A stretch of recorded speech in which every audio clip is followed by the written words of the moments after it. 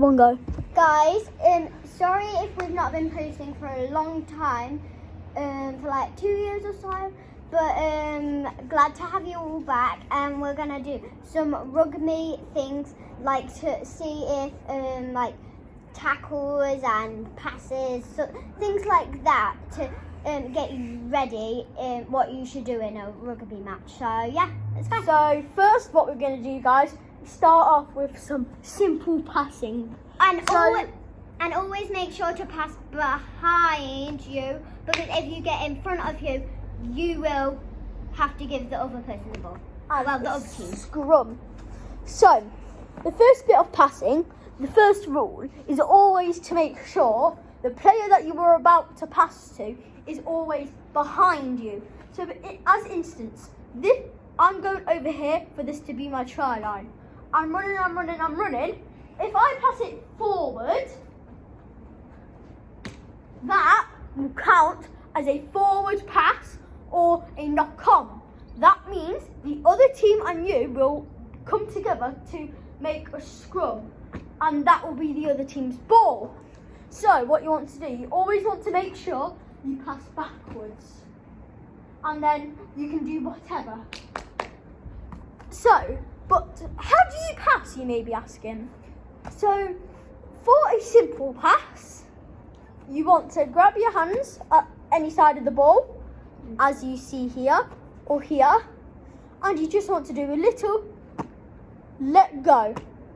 So if I was doing it to my teammate, I'd be running, let go. Could you see that? Yeah.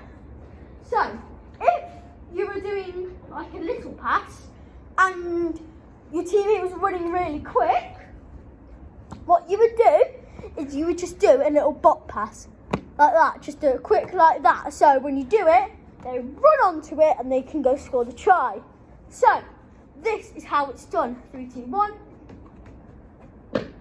Or a better example, that one was quite low, so you could do it at like a medium pace or a medium area, because this is called, in rugby, we like calling your stomach area the bread basket.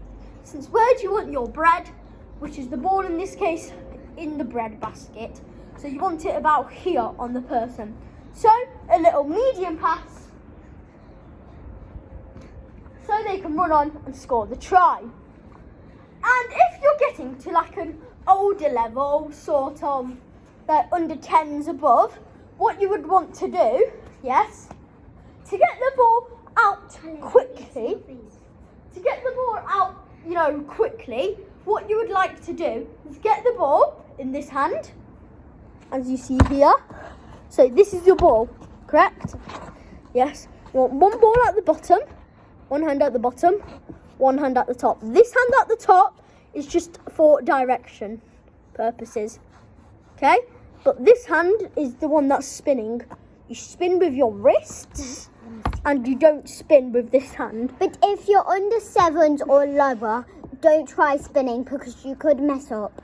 And yeah, because when you're like under 10s and above that, it would be great to spin, because if you get it to like a very high level, you need to be able to spin the ball, because that's what people do. So you get this here. Basically, you're going 1, 2, spin with this hand's direction. Hopefully you should go nice and fast to whoever you want it to go. Here is an example. Get the ball, you're running. Since your teammate is so far away from you, yes, and a simple, easy pass isn't enough to get there, you would want to do a spin pass to make sure it gets there, pass it. But with the spin pass, there is more risk of drop, like my teammate has just demonstrated. So, you always need to be careful, since in an instant, your teammate's far away, you could mess up, since that's what we were just saying about like under 10 is a perfect thing, because you could mess up if you were a bit younger. So you want to make sure your hands are also the right size to fit around the ball.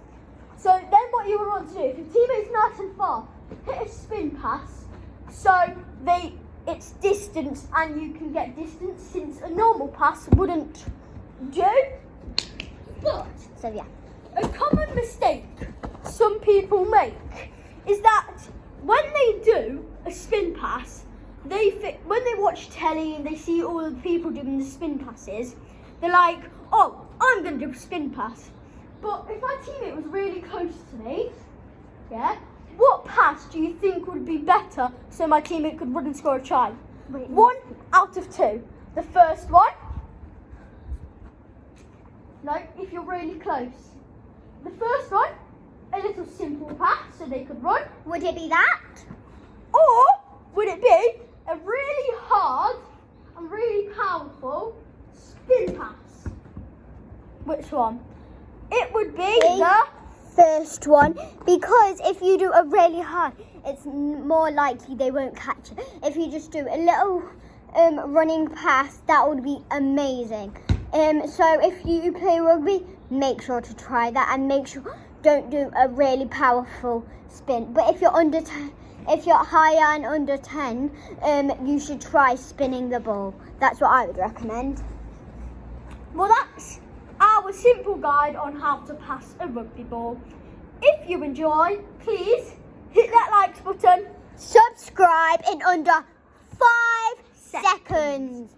See you 5, 4, 3, 2, 1. Did you do it? Bye. See you tomorrow, I guess.